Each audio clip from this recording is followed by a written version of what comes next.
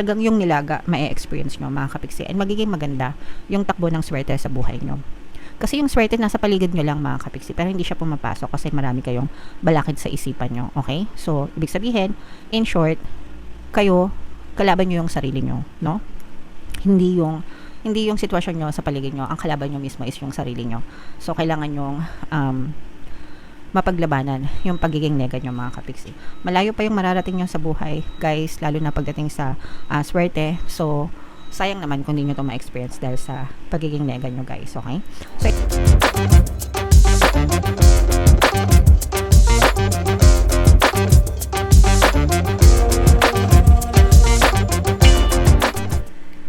hello guys, hello Sagittarius, welcome back to Pinay Pixie tayo. Ang pamagat ng episode natin for tonight is Money Money Come to Me. Ito yung ating money reading mga kapiksi para ngayong May, para sa Sagittarius, Sun, Moon, Rising, Sign, and Venus. By the way mga kapiksi, kakagaling lang natin sa sakit, so yung boses natin medyo hindi pa okay, pagpasensya nyo na, tsaka paminsan-minsan medyo nangatin lang muna natin guys, so pasensya na mga kapiksi. So, unahin natin tong deck na to guys. Tingnan natin yung mga money manifesting techniques para sa inyo. So, meron tayong achieve. Write down a list of all your career objectives, ranging from the modest to the magnificent. Don't limit yourself or worry about how to achieve them. Simply do your best each day, keeping your thoughts focused on your goals. So, yung writing down mga kapiksi, ang tawag doon ay scripting technique or journaling, okay? And ang ibig sabihin nun is isa yun sa mabisang pamamaraan or tool para ma-reprogram yung inyong subconscious mind.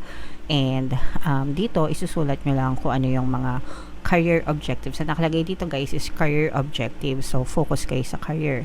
Pero kahit na ano guys, no, kahit hindi career mga kapiksi, pwede nyo ring isulat or script mga kapiksi, and wag nyong lagyan ng limitation, no.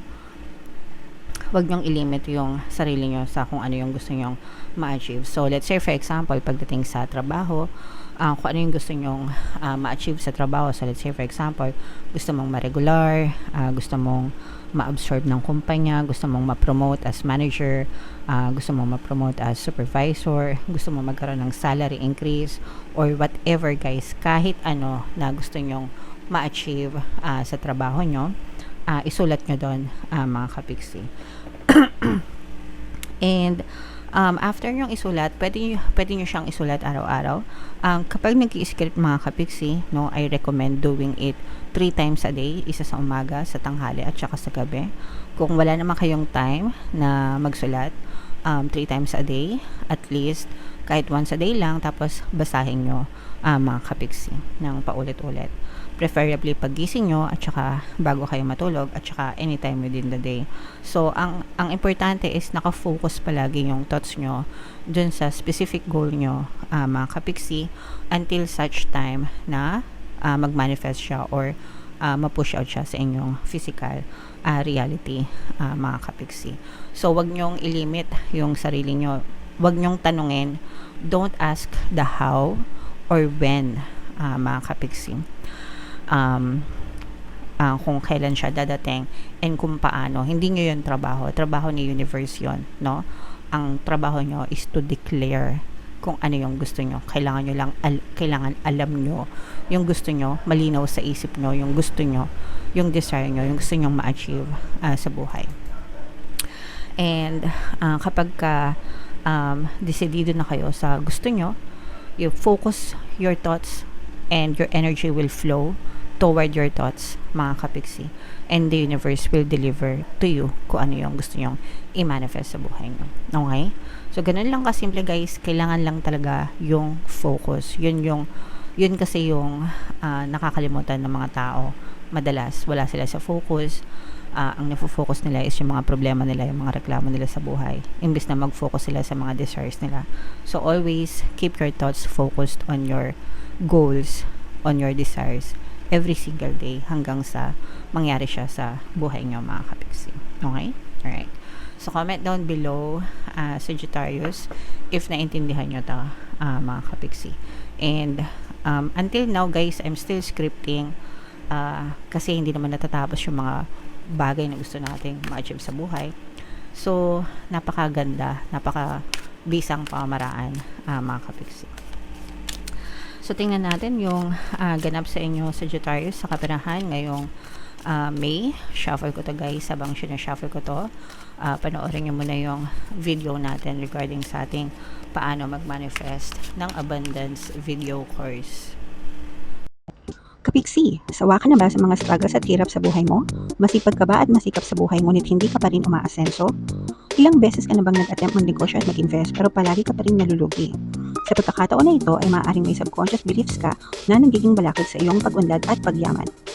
Introducing, paano mag-manifest ng abundance video course. Dito ay matututunan mong ma-overcome ang mga balakid mo para tuluyan ka ng umunlad, umasenso, sumagana, maging matagumpay, successful at maswerte sa iyong kabuhayan, pera, trabaho, negosyo, salapi at kaperahan ng bonggang-bongga. Dali, mag-send na ng email sa pinoypixie@gmail.com at simulan na ang iyong pagyaman ngayon. Alright. So, sa lahat ng gusto mag-avail ng course guys, naka-flash sa screen nyo. Una, meron tayong paano mag-manifest ng abundance video course. Meron din tayong paano mawala ang third party at magkaroon ng harmonious na relationship. And meron din tayong paano papalikin si ex, revise breakup. So, sa mga interesado guys, mag-send lang kayo ng email sa pinoypixie@gmail.com. So, Sagittarius guys, kayo ay represent ng Queen of Swords. Ito yung ating energy. Sa deck na to mga kapiksi, ang fire signs ay represent ng sword suit. And then, ito naman yung ating money energy. Meron din dito guys, presence ng earth signs, Capricorn, Taurus, Virgo. For some of you, maaring may earth element kayo sa inyong natal chart. Or you may be dealing with another earth sign mga kapiksi. So this is both negative and positive. Ito yung mga balakid guys sa swerte nyo. Kasi yung iba sa nyo, nasa inyo yung energy ng swerte mga kapiksi, no? This is the energy of good luck, good fortune, and swerte. Pero yung iba sa nyo, hindi to pumapasok guys kasi you have a lot of limiting beliefs mga kapiksi. Ito yung kalaban nyo at saka yung mga disappointments sa buhay. So, ibig sabihin nito guys, marami kayong limitation sa isip nyo kaya hindi siya pumapasok yung swerte. So, let's say for example, yung example ng mga limiting beliefs, ibig sabihin hindi kayo naniniwala na maa-achieve nyo yung bagay na gusto nyo. No? Kasi nililimit nyo yung sarili nyo. So, let's say for example, nag-a-apply ka ng trabaho. Pero, kapag nag-a-apply ka ng trabaho, sample lang to para maintindihan nyo guys kung ano ibig sabihin ng limiting beliefs ha. Nag-a-apply ka ng trabaho pero iniisip mo na baka hindi ka matanggap kasi mas maraming mas qualified kesa sa'yo, mas maraming mas magaling kesa sa'yo, o kaya naman undergrad ka, hindi ka nakatapos, hindi ka nakapag-college, kaya iniisip mo na hanggang ganito lang yung pwede mong ma-applyan, hanggang ganitong trabaho lang yung pwede mong mapasukan. So, ibig sabihin, ikaw mismo yung naglilimit sa sarili mo ng mga possibilities na pwede mo sanang ma-experience sa buhay mo. And isa yun sa mga reason kung bakit hindi mo nararamdaman yung magandang daloy ng swerte sa buhay mo. Another one is yung mga negative emotions nyo, mga kapiksi, yung mga disappointments, no?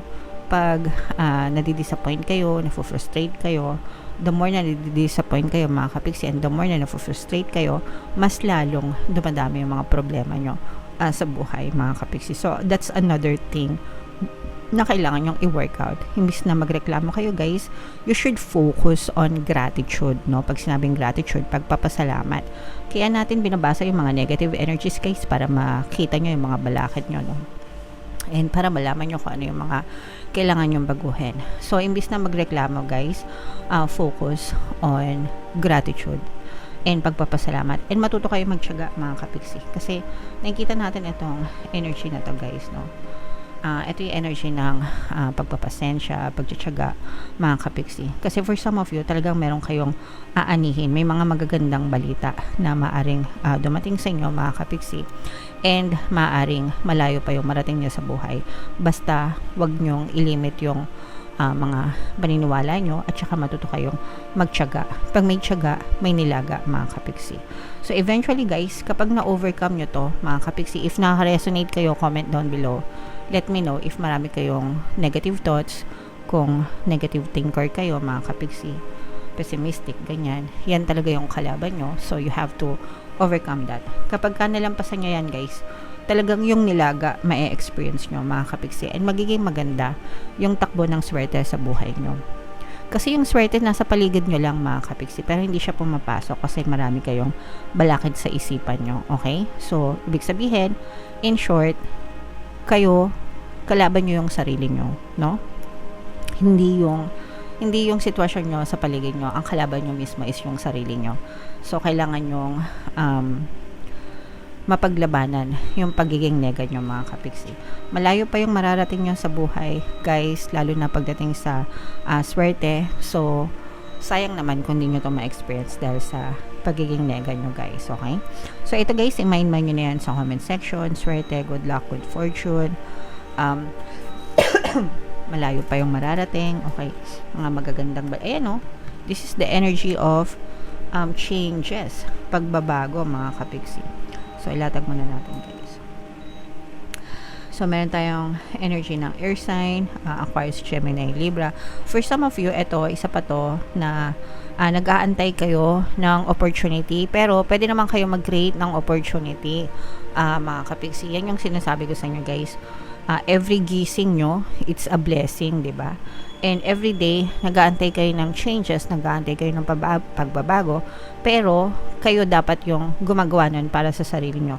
Yung opportunity guys, nasa paligid nyo lang, pero kung hindi kayo kikilos, at kung hindi kayo, alam nyo yun, mag-i-initiate, baka dumaan lang siya sa buhay nyo, mga kapiksi. So, dapat alam nyo kung kailan kayo kikilos guys, okay?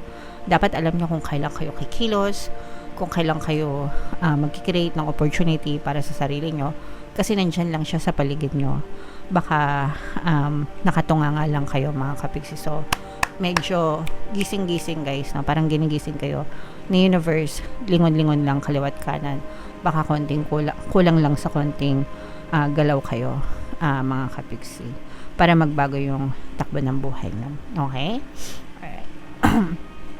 So yeah, comment down below, mga kapiksi, if nakaresonate kayo, and i-mind nyo na itong mga positive changes na to, itong mga swerte na to guys, itong mga nilaga na to, no? Kasi may mga nilaga talaga sa inyo, mga kapiksi. Comment down below if nakaresonate kayo. For more tarot readings mga kapiksi, ito yung playlist nyo. Ito naman yung ating success stories ng paano mag-manifest ng abundance video course. Click here to subscribe guys, and ito yung ating mga pampaswerte subliminals. Thank you for liking, sharing, and subscribing. See you again next time. I love you all mga kapiksi. Have a nice day. Bye-bye.